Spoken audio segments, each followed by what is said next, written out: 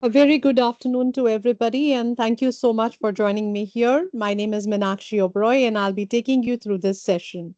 It's a pleasure to meet you every Tuesday with a new agenda at hand and have a wholesome discussion with you on this topic.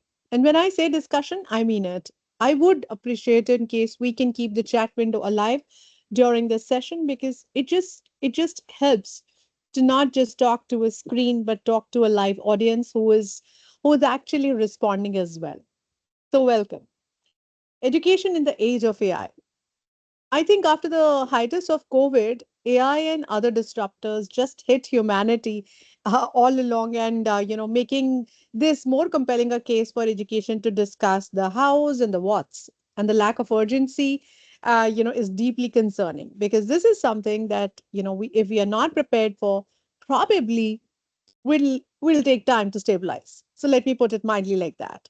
We all know AI is already here and quite potent at that, but getting a lot faster as artificial capable intelligence.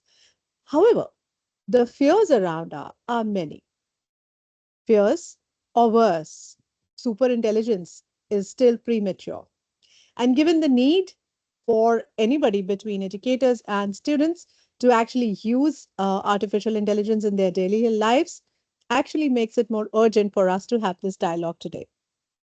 So while the internet can be a double sword edge, powerful and effective as a learning tool, if it is not used intentionally, a threat to safety and privacy of the entire community lies ahead. As more and more schools are adopting hybrid ways of learning, there is a need to ensure the digital safety and privacy of everyone amongst staff, students, parents, teachers, everybody in the community.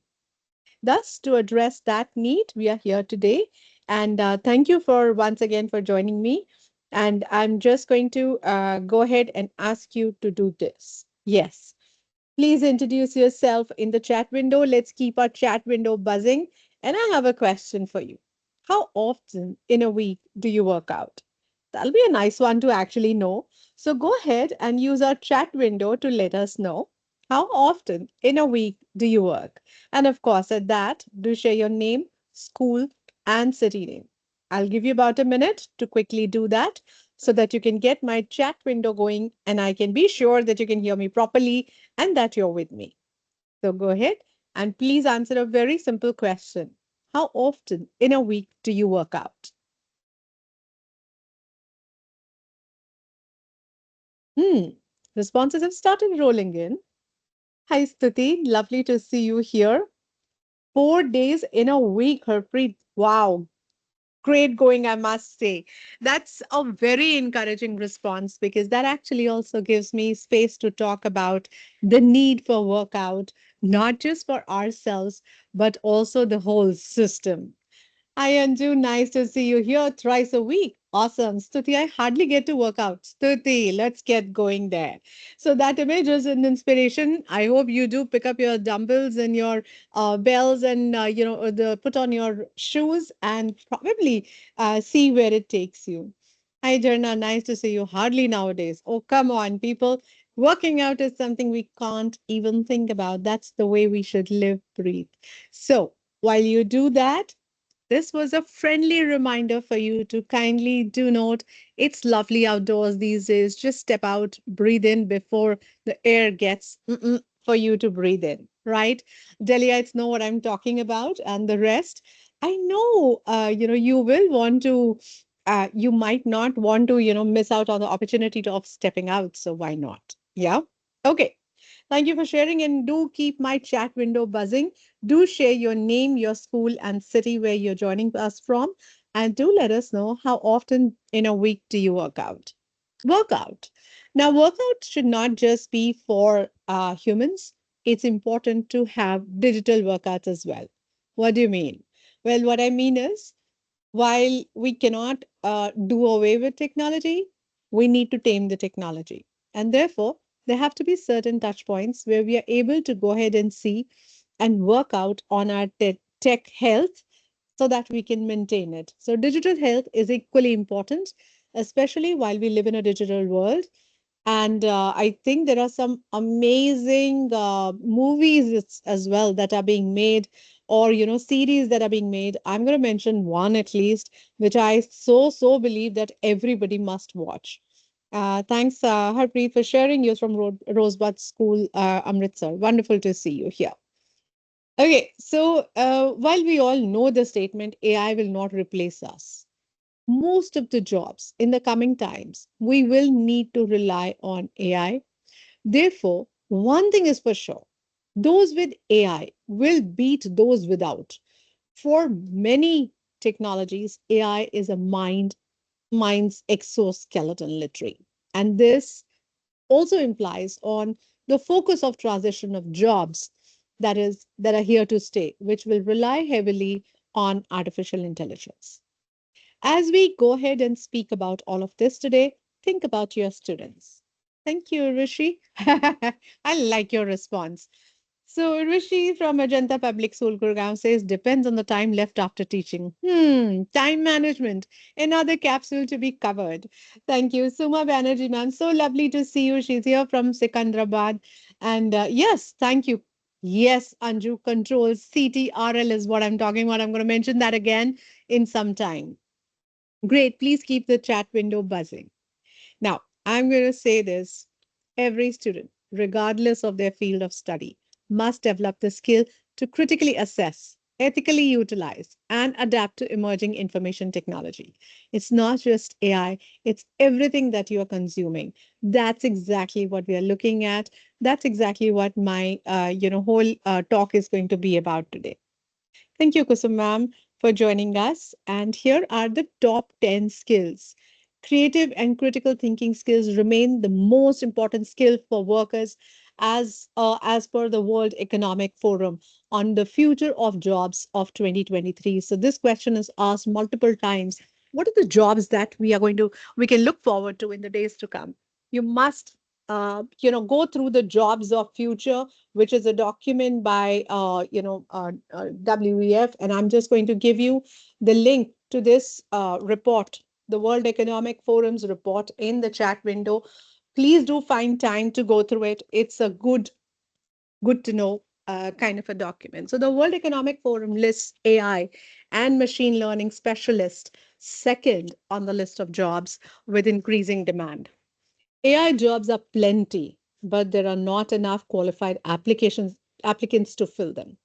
AI professionals typically earn well over six figures. AI jobs and careers are flexible and can include full-time and part-time consultants, researchers, and entrepreneurs. If teaching about AI and how it impacts other fields feels like a big undertaking, no worries. Even those licensed to teach computer science, and with all due respect, people like us, people like probably any of you who's a CS or a computer science or an IT expert, we must expand our skill sets, and that's why we are here for a conversation. And it's always a joy to see all of you join in here. Thank you, Hema ma'am, for joining us all the way from Chennai, DAV Chennai. So thank you. So one thing is established that in the next 10 years, over 1 billion jobs are set to be transformed by AI technology. And while that we are at that, you are growing the job force of tomorrow. And therefore, embracing the digital agility through digital fluency pedagogies is the call of the hour. Everything big? Well, uh, these are all big words that we are going to decipher today. What do you mean by digital agility? What do you mean by digital fluency pedagogies? And how are we going to embrace this? This is all that we are going to talk about. I have one participant to address, so just give me a minute. Anshika, ma'am, we can see that you have joined, the call, but you are unable to see. I don't know why it saying that leave and join again. I think you are in a not so good network. Kindly request you to please join from a network that's better. Thanks. So the need of education. Here are the changing needs. Most educators believe that technologies can have significant, impact. or if not substantial impact, at least significant in the impact on addressing the challenges on the ones that you see over here. 77% of teachers believe technology will help them to be more effective post pandemic. But there are very few. I'm just going to add my stats over here. But there are still very few who have actually taken this into, literally by the horns and have adopted it and are carrying forward. Teachers are carrying forward usage of technology, but that's very fragmented, and there is no pragmatic approach towards, adoption of technologies and newer technologies like artificial intelligence. 71% of principals think there's a great value in digital tools, both today and in the future. When we go to any institution to speak to them, the first thing that we get is a straight go ahead because we are from the technology industry. And because we bring the most beautiful combination of technology and pedagogy, most people get interested in our sessions, in our talks, in our beliefs. Where we get stuck is how to take it forward. What next from here? Administrators cannot do it all. Teachers alone cannot do it all. And then there are IT professionals. Over 80% of the workplace malware attacks were encountered by K 12 education. Imagine that's an eye opener. If not for you, at least for me, I can confidently say over 80%. That's huge. And if that is huge, what is it that we can do about it? Well, it is important for us to just wake up, to understand, unpack, and uh, rebundle the entire IT policy or technology usage policy in our schools. We're going to talk about all of that today. But here's a quote from the very famous Satya Nadella. By building products, features, and experiences that foster productivity and creativity, our ambition is to open doors to students everywhere. Building tools to empower every student to reach their full potential is the core to Microsoft's mission and aligned to our ambition at the Pedagogics. To meet the growing needs of students and educators post-pandemic world, uh, both at Adobe and Microsoft, learning tools have been reimagined to empower teachers to help students gain critical foundation skills and workplace skills.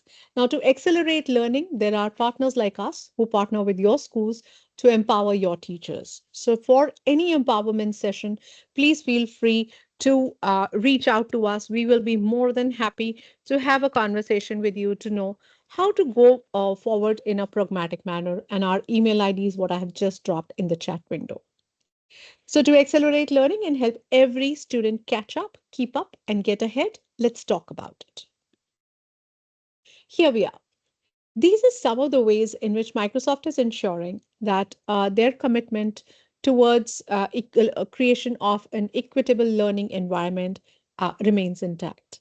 So it should the entire ecosystem of M365 is inclusively designed. It fosters well-being and accelerates learning. In fact, learning accelerators are a bunch of tools that are inclusively designed and connected with students' well-being in a secure environment. So if you are new to that, do let me know. I'll be happy to walk you through that.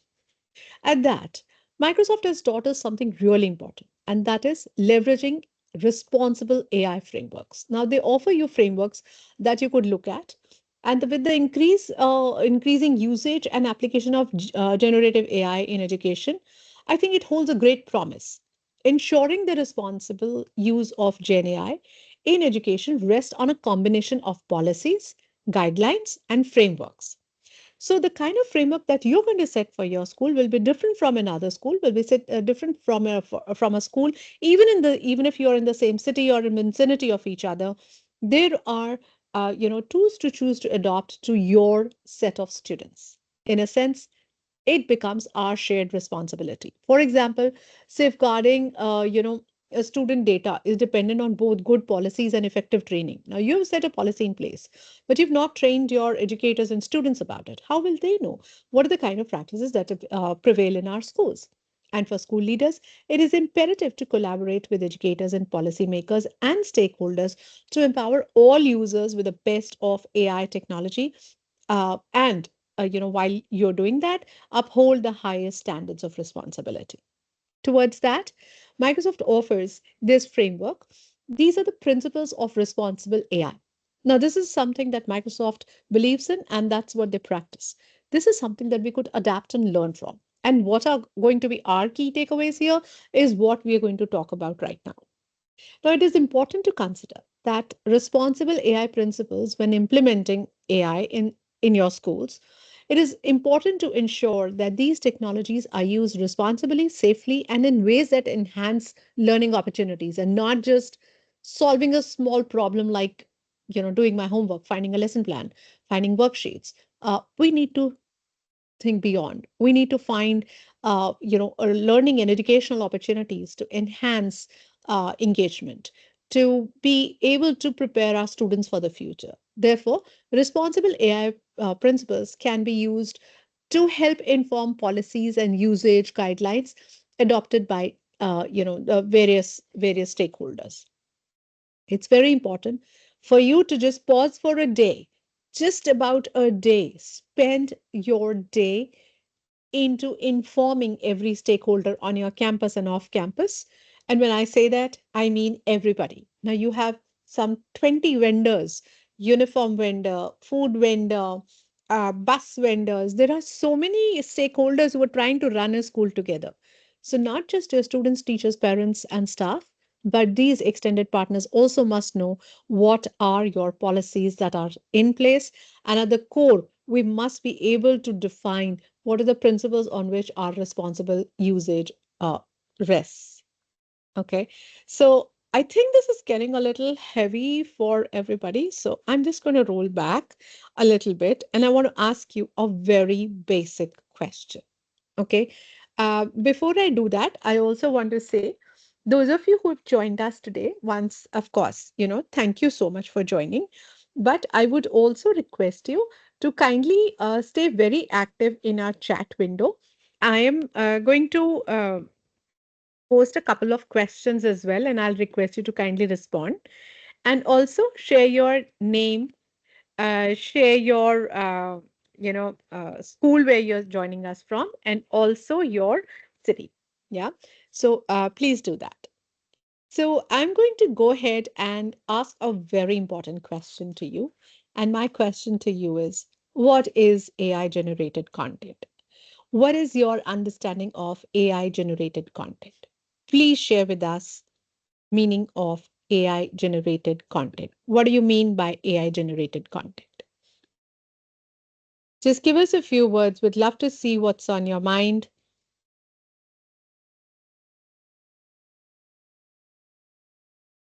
What is AI generated content? If I don't engage you here, it becomes like a lecture. Don't want a lecture. And I would love to hear your thoughts.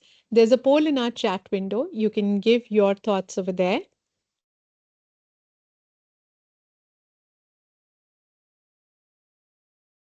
What is AI generated content? I'm going to give one from my own understanding. I've given one. Okay. Content created by AI models with user prompts. Thank you, Anju ma'am. More responses, please. I'm just submitting your response. AI tailors. Lovely. Oh, more responses, please. Oh, look at that. Now my word cloud has started building up. Wonderful. Go ahead and share with us what do you mean by AI generated content? Very simple question, and I'm looking for very simple responses. Spontaneous. Nice. Okay. Divya ma'am says spontaneous. Wonderful. More responses, please. Okay, we have it's available. It's online, it's content, it's data, it's AI models, it's user prompts, it's AI tailors, and spontaneous. Wonderful. And creative is what I have another one. Awesome. So, yeah. Thank you so much, everyone, for your responses. Keep them coming. I'll take a look at the word cloud. So you've probably heard a lot of news about AI since it's seemingly exploding in our online space. But the flurry of the changes in this digital world can sometimes make new technology feel like daunting and not worry not. Because this is something that is your trusted companion to explore generative AI. So while we do that, um, we will be packing this with, oh, I like this. Urvashi ma'am says it's synthetic content. Nice term. So while we do that, Gen AI is something that excites each one of us. And we've somewhere, tried to test it, taste it, and play with it, and even ruffle it up. So here's a kind of a formal definition of AI generated content. It basically refers to any form of digital content, such as text, images, videos, and audio, that is created by AI, that is artificial intelligence systems, without direct human intervention. So these AI systems use advanced algorithms and machine learning techniques to generate content that mimic, like Urvashi ma'am said, synthetic. They mimic human creativity and decision making process. They can't do it on their own. They need us. And yes, asking someone very good at English for me. Oh, wonderful, Shaina. Awesome. Thank you for sharing such an honest thought.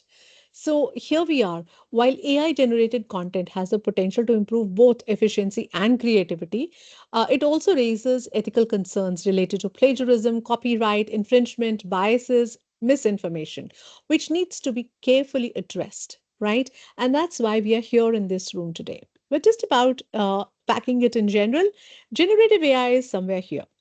AI is the biggest box. Did you know that AI was actually, brought in place in about 1950s, and machine learning came in 1959? Somehow I felt pretty illiterate when I came to know about all of this because I certainly did not know about any of this for about a few years back that we came to know. I remember we had CBSE sessions happening pre-COVID where we were doing sessions on AI. That's when I had for the first time learned about AI and machine learning and deep learning. And these were the three terms that were very dear to me. Thankfully, this only came in 2021. And if not 21, we would have jumped on this bandwagon at least in 22. Yeah. So that's what AI is for us. Biggest umbrella is, that of artificial intelligence. And machine learning is a subset of AI, and machine learning technique in which, the layers are created and the decision making process happens is deep learning. Generative AI is the smallest subset here, which basically creates, like I said, text and images and other things. Yeah. Now, very basic question. Why do schools need an AI policy? Well, schools need to create AI policies for the same reasons that they have plagiarism policies. I'm sure every school of yours has either a plagiarism or an IT usage or a technology usage policy. Yeah. This is to help students understand what's acceptable and what isn't. After all, we don't tell students they can never use someone else's writing in their own essays, do we? They literally go to the web, copy everything, and tweak the language and bring it to us. Instead, we explain that they must always recognize and properly, recognize and attribute any citations that they use. This helps students understand that they can't pass someone else's writing or ideas as their own, and they can use them as a support to support their thinking, but they can't really just present somebody else's idea and submit their work. So an AI policy should do the same thing. AI isn't necessarily the enemy. There are lots of legitimate uses for AI, and we all know that. But if the students use AI to do all their assignments or their homeworks, they won't learn what they're supposed to learn in school. And when the time comes to demonstrate their knowledge, when AI isn't available around them, they'll most likely not be able to clear that. Yeah. So, a school's AI policy benefits students as well as teachers. In its current form, AI technology is new to most users, and a good policy helps students, teachers, staff, And students' families know when and how to use and when not to use. Parents will often turn to you only for asking, my child has been doing that. Do you think it is right? I'm not sure. I don't know what the answer is. But if I have certain policies in place, I can confidently say, yes, of course, I can tell you about it. Let me quote a few examples. Online privacy. Now, Gen AI tools, like your chat GPTs of the world, seem like superheroes in certain tasks. Yeah. And they do have their own limitations, particularly in terms of privacy. A golden safety rule is to live by is never share personally identifiable information. People don't know, students don't know what this is. PII. We have been talking, I think, at every event, every session that we do, even today when you would have joined, right? There is a kind of a pop-up that will come which will tell you that this session is being recorded, right? And if you're not able to if you're not able to if you do not want to be recorded, please let the presenter know. So that is one way of holding on to privacy. Another pop-up that I can see is that there are people from external organization like all of you in this chat, and due to the policy, you might not be able to see everyone's personal information. It is actually telling me, for example, for Shaina ma'am, I can see unverified. For Deepa ma'am, I can see external. So there are different titles that it'll provide me, but it'll not provide me your information. That is your personally identifiable information. Now, what is all of that is what we need to educate our students about. Not in grade 6, not in grade 7, not beyond that. We need to help them understand literally when we say, oh, even in grade 1, students go to the computer lab, don't they? They do type in their names. They do use apps. Now, while they're using, it is important for them to know you are not supposed to give away your names and other details. So please do not shy away from having a conversation with children as young as grade 1. Now, whether it is about yourself or someone else, generative AI models, unknown individuals, or untrusted sites are something that we must have a conversations about. This means safeguarding details of your full name, email address, phone number, home address, and other sensitive data. I remember we were recently writing, not recently, actually, this was about 2 years back. We wrote a curriculum for a very good chain of schools in India, and the first thing that we had a discussion on was about this only. While in nursery and kindergarten, we teach our students how to write and read their name and tell their name. That's the first thing that we teach them. We also need to tell them when not to share. That's an important thing. When not to share is extremely important. So, a key way to take control of your online privacy is to review the privacy policies, terms of service for various AI tools before using them. And a simple way of doing this is, so this is what I practice with most of the schools that work with us. We always tell them, have your drill days. Definitely have your drill days. One day where you're going to come to the computer lab and you're going to have a site open which invites you to log in. Let's see how many of us think before we do. Number two, as a part of this drill, there will be an email sent out to every member, teachers, staff, students, parents, everybody. Okay, include your entire community. Send them an email which is a spam. Let's see how many of them click on it. If they do, they did not pass the test. And therefore, we need to bring to cognition what they're doing. And these drills are simple to do. M365 has random drills that it can perform for you. You simply have to set your policies right for that. Now think of doing your research before starting a project. You must be able to see or foresee, what is it that you're signing up for. For example, AI is so fetching. Anyone who tells me, hey, listen, you can make a PowerPoint using this AI, or you can make a automated video using this AI. First thing you do is jump on the bandwagon. Jump, take it, make it, move out. In that take it, make it, what you're doing is you're signing up for their website. Yeah, you're giving in your email ID, you're creating a password, and most of us, and I can say that with confidence, that most of us say, remember me. Yeah. Now, those are some of the most dangerous things because we have not asked these third parties Uh, have we real what are we signing up for? Do we really read the terms and conditions? And if you haven't seen the movie Control, CTRL, Ananya Pandey, I'm not promoting you, but I would love to promote you for the cause because this movie was done in the right way. You all must go. Please do watch it by this weekend. I'm telling you, it tells you many things that we are doing and we must not do. It's a different story that we still might continue to do because it's convenient. Whenever there's a new AI app, we simply just sign. Monitoring our activities is sorry, monitoring what we are doing is extremely important. There are cookies sitting inside these which are taking up your data. Whenever it says accept all cookies, please do not. I know it's very irritating when those pop-ups come, but you're not there to just do your work and move on.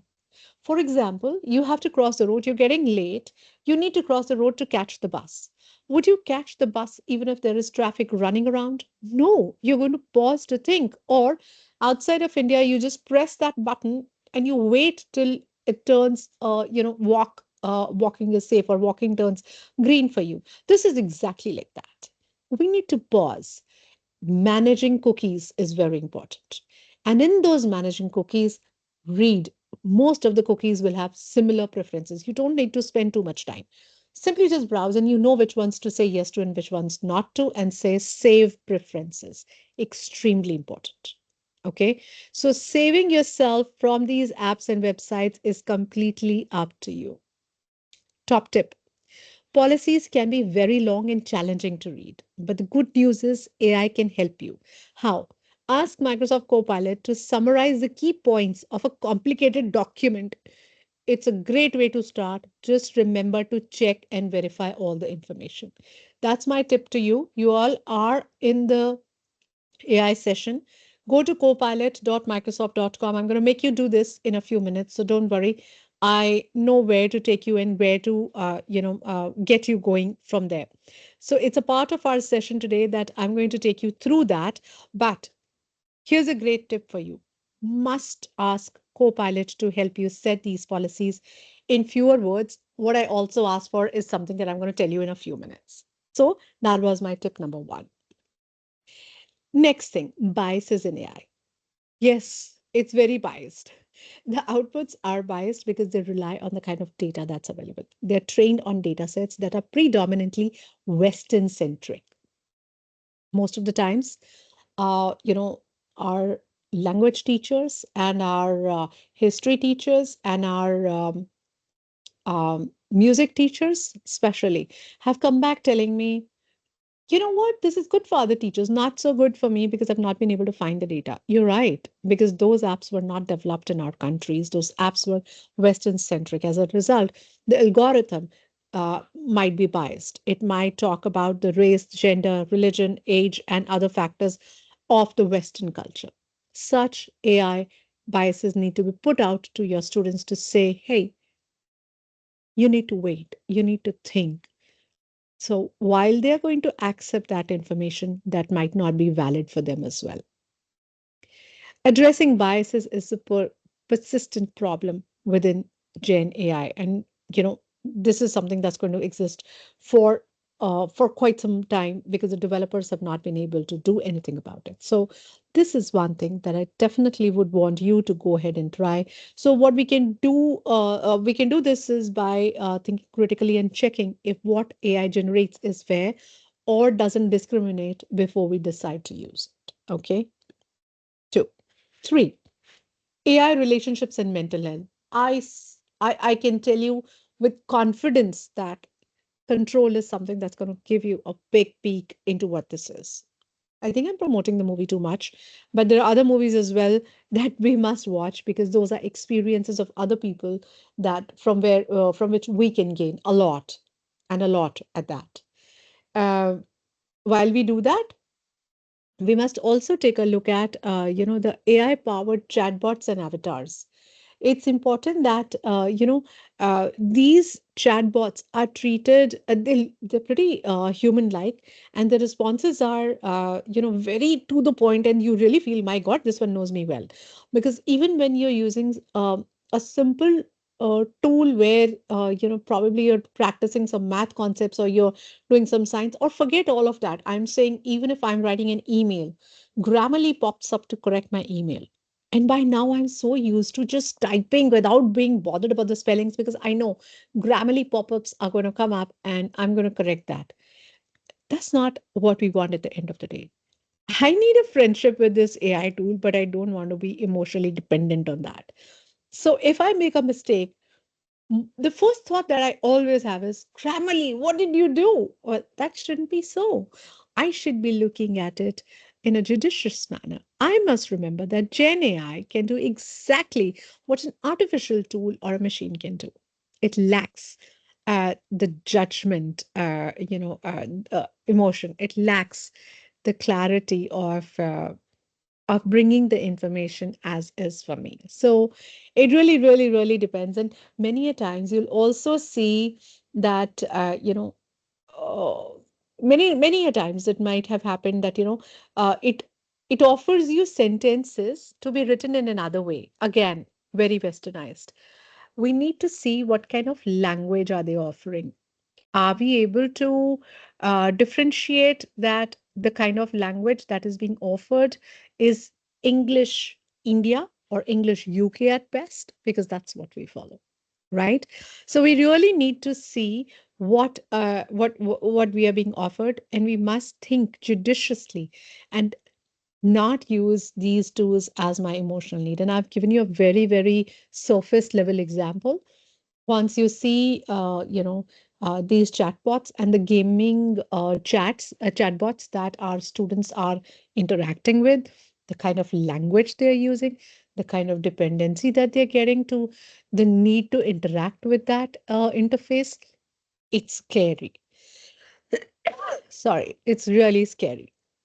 Therefore, I must emphasize enough over here for you to support the cause for bringing in awareness about AI relationships and mental health. Speed versus security. Oh my God, that is one, I think, challenge everybody faces, right? The lightning speed at which Gen AI can actually create something fantastic for you is scary. And with such things loom the concern of cybersecurity for budding developers, especially who are still honing their skills and leaning on AI. For example, I remember just about a few days back, I was working on this AI tool, which can help me. Okay, I really put out a lot of personal examples here, but honestly, I use these tools before I introduce it to any school.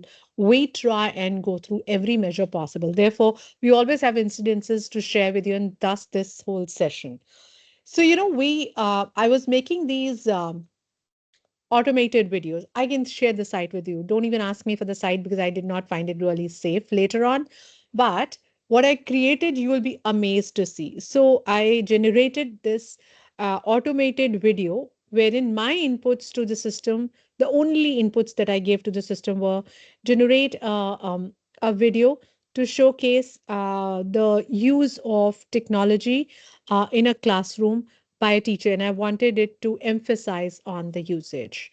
I would love to actually show you that video. And the only thing that I did was give that command. So just give me a minute. Let me just fetch that video because it's totally worth seeing, and you'll be amazed to see um, how do we actually land up on such things, and you can actually create such an amazing piece.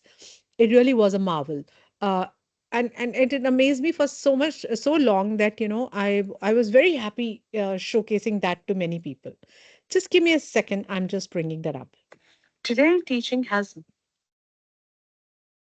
Okay, let me just check if I have it very handy. Till then, if you have any questions, any thoughts, you've had any experiences, please go ahead and share with us.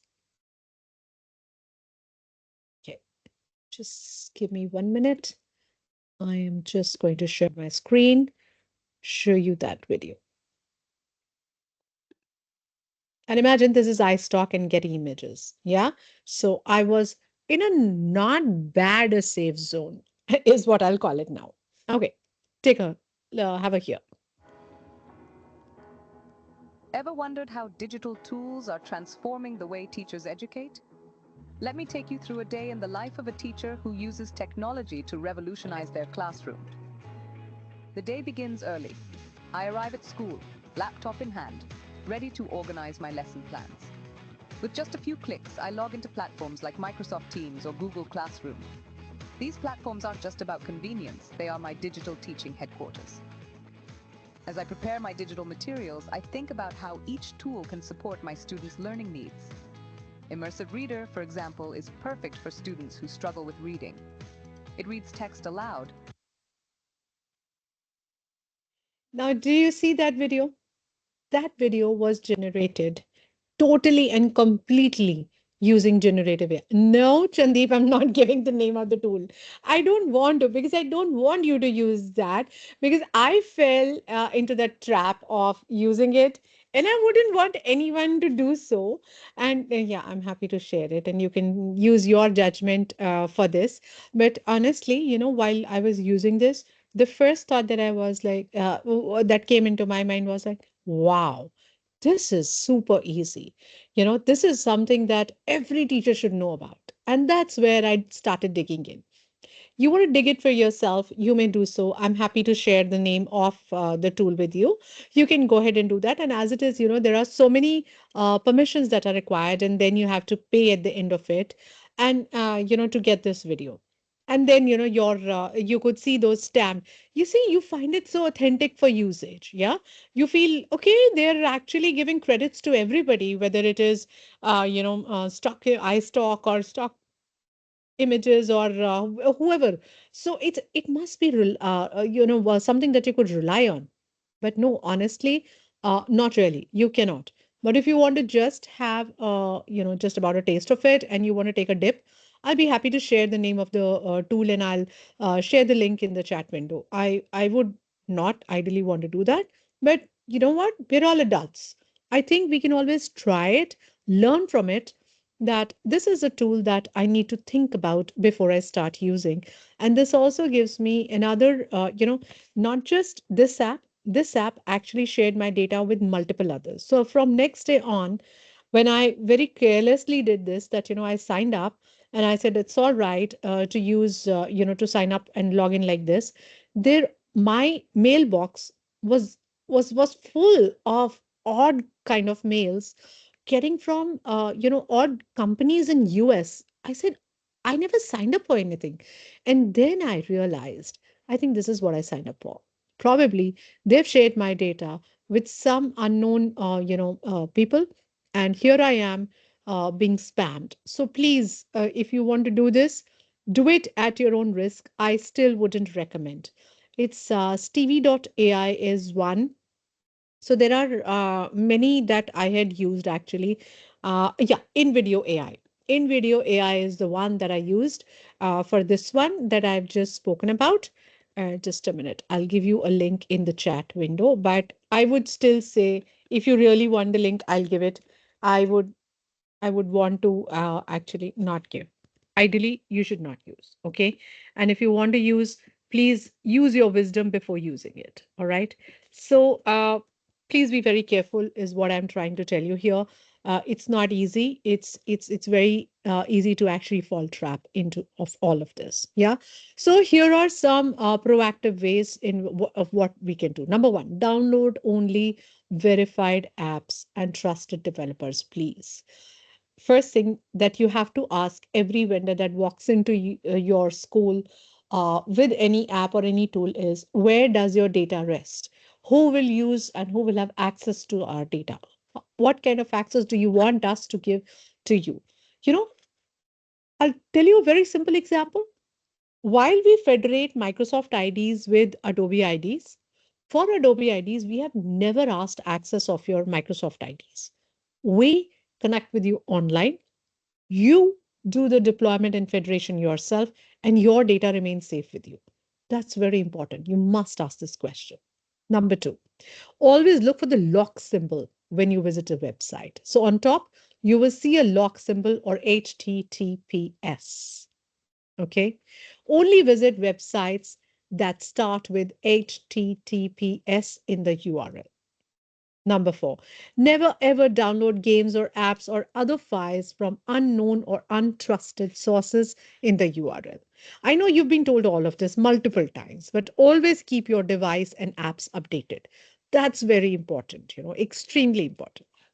So here are, some key takeaways for you. Number one, AI as your co-pilot. Use generative AI as much as you can, but use trusted tools, please. AI is not perfect. Definitely not perfect. Can sorry, make mistakes. Always, always, always fact check. Very important. Beware of biases. Like I said, they happen. Always cite your sources. I showed you the video, it was citing all the sources. I was happy. Yet, protect your information because that's what got shared in my case. And of course, mind your well being. Don't get too disturbed. Things happen, and there are ways to take care of it. So, when we've talked about all of this, the next question that we get asked is, so what's the kind of policy that we should have at a school? A comprehensive AI policy requires much more than telling the students don't use AI to cheat. Schools should be specific in their guidelines, helping everyone understand what is and isn't appropriate. These are some of the possible ways, and together we call these acceptable use or policies. We don't call them AI policies, technology usage policies. We say acceptable usage policies for school. There's a complete document about acceptable usage policies. I'm going to give you that as well in the chat window. I've also dropped the AI video. Let's see if you fall trap to what I did. But here it is, Chandeep, your wish. You can go ahead and try it. So, talking about what are acceptable use policies, I've given you a document, must take a look at it. Most school systems have some kind of policy in place to define the rules and expectations, for use of technology. But what is most important is for students to know is what is acceptable.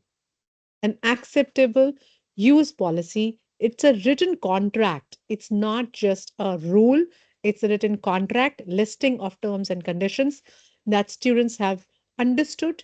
And a very simple way to help them understand is, so what we used to do is, I remember this in my class, I looking at terms and conditions, take a printout of the terms and conditions, tear it into pieces, let them be numbered because students would know, and say there are 10 terms and conditions. Every student ruffle up the paper. It's called snowballing. Throw it in the air, let students catch it. Now, once they catch it, they have to they have to pick up and read out their policy. So each student only gets one policy. So what you're doing is familiarization with these policies. Talk about it. Please try snowballing as an effect. It's a wonderful way to familiarize your students with your policies. These policies are prepared by school administrators, teachers in collaboration with experts, but they never reach the right user in the right way. Therefore, please safeguard your ways of using these policies. Here are 6 elements that you must consider. First of all, have a preamble. This section introduces what are acceptable use policies and explains the need for this policy, acknowledges that there are risks in the internet, and states that privacy goals are important, and also explains the development process. Who has made it? That's the first thing that people will look for. Then definitions, any key terms that you're using. We all use big words in our policies. Please explain them. Thirdly, have a policy statement, an overall statement that actually describes what is it that you are going to get out of this.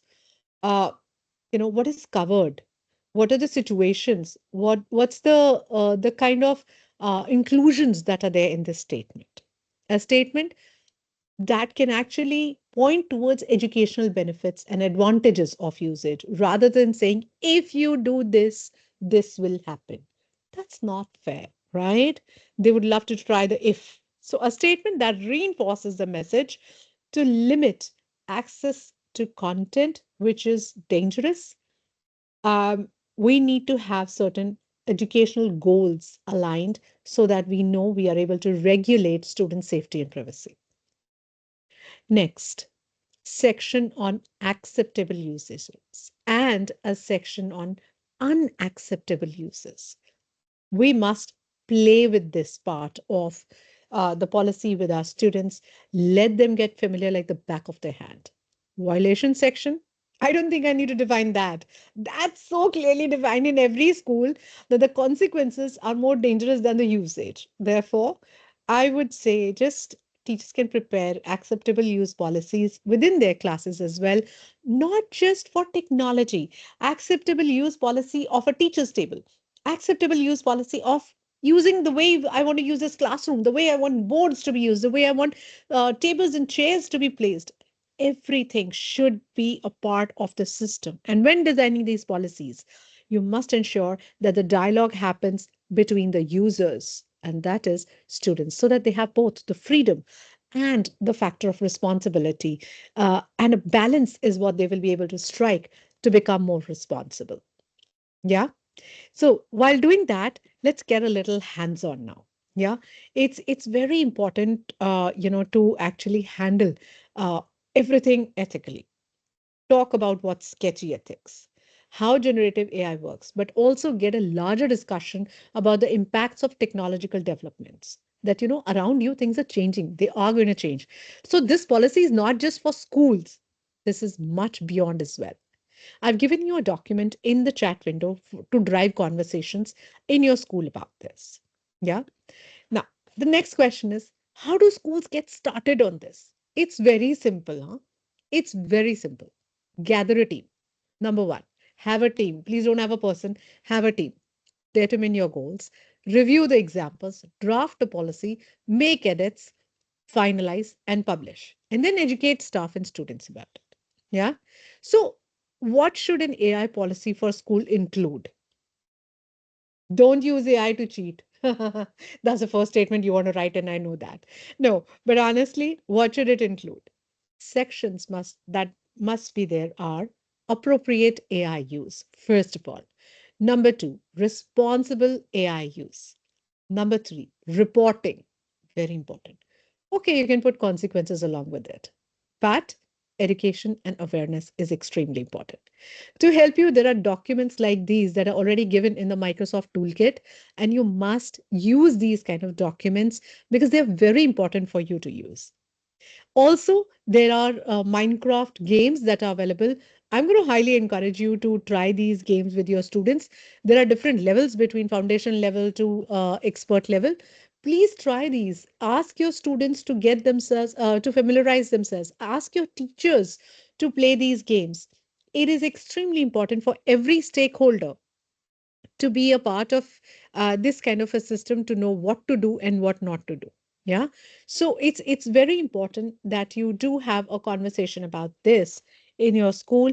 And of course there are frameworks here that are available. Australian government has offered a framework for generative AI intelligence in schools. That's a very good framework. I'll send the link to that as well in the chat window.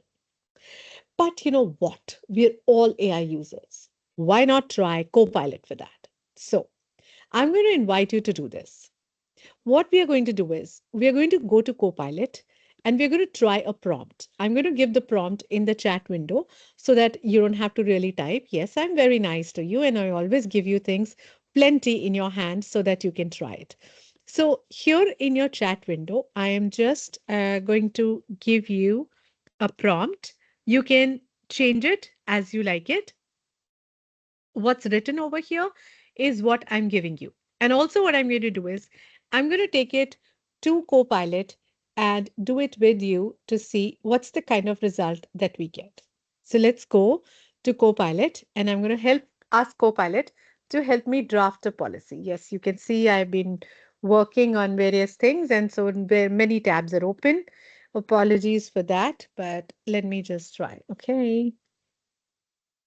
Now look what I did. In a hurry, I simply just said, all right, let's move on. Don't do that. I know Copilot like the back of my hand, and I've been using it. Now, here's my, entire prompt. Assume the role of education institution leader, such as a provost or a superintendent for a medium-sized institution.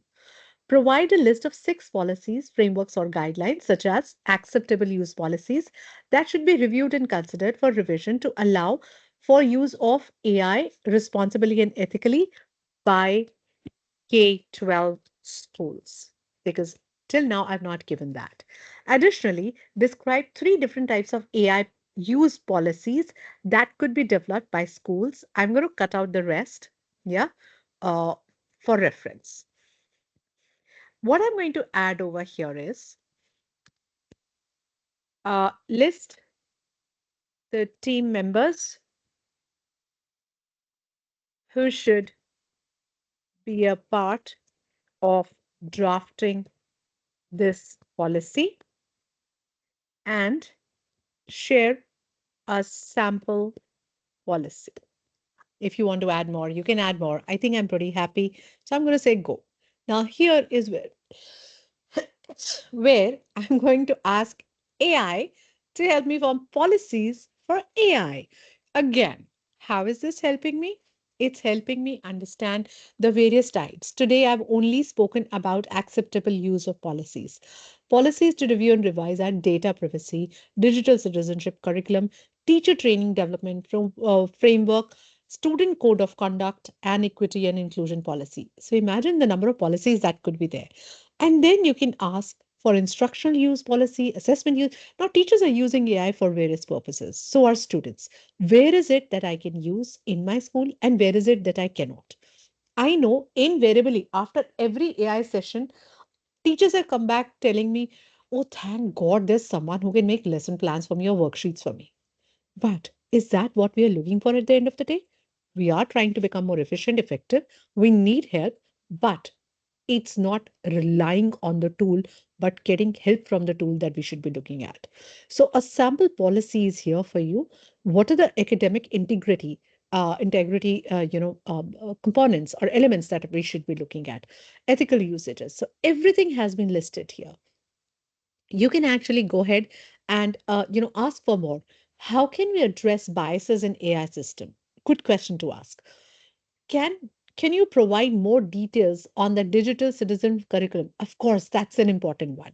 Now, the most beautiful part is over here, as you can see in the last one that has been drafted for me, it has also provided me links to various websites which I can refer to over here. So all the citations have been done.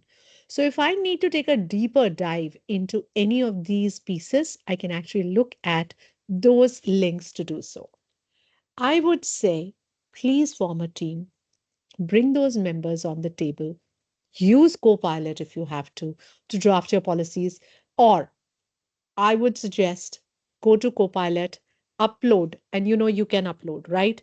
Upload your existing policy over here and say, this is my existing, let's say, this is my existing policy, right?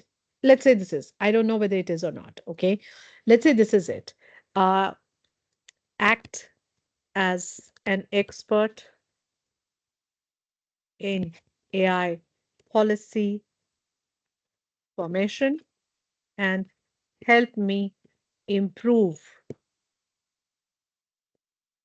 and modify our existing school policy for technology usage. Yeah. Have a draft done with this. Once you have your draft done with this, you will see that you're able to work on your own policy, existing policy, and it'll give you important steps that you could say, take to do so. Now, right now, the document did not get attached. That was too heavy and it got cancelled. But if you put, it's going to give you exactly what points are missing. Yeah. So what I'm trying to tell you is take help of this Copilot. Don't ever feel alone on this road. We are here to be of help. But I think this is one road that you need to take yourself, and you need to walk the path to know what's most important for my school.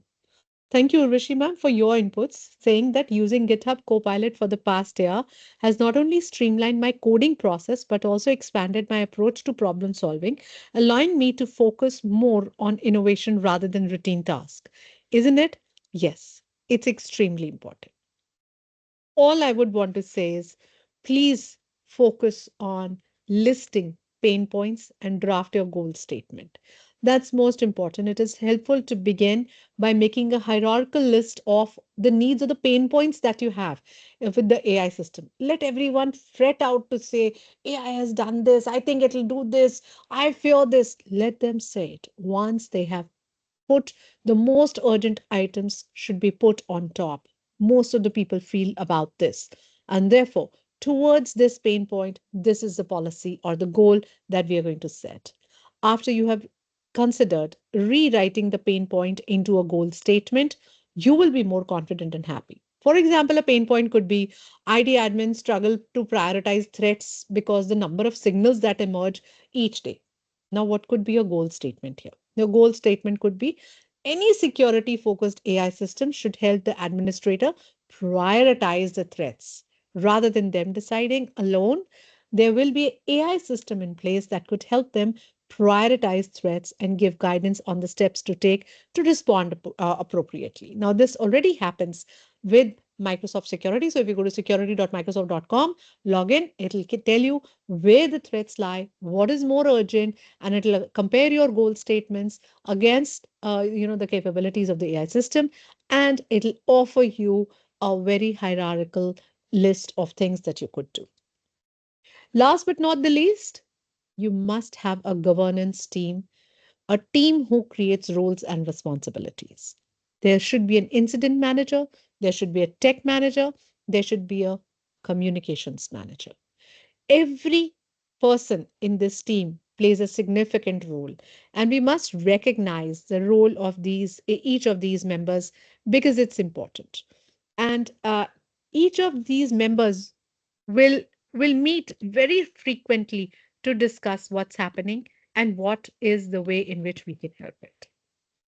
I'm giving you a link to the Minecraft, piece also that I was talking about.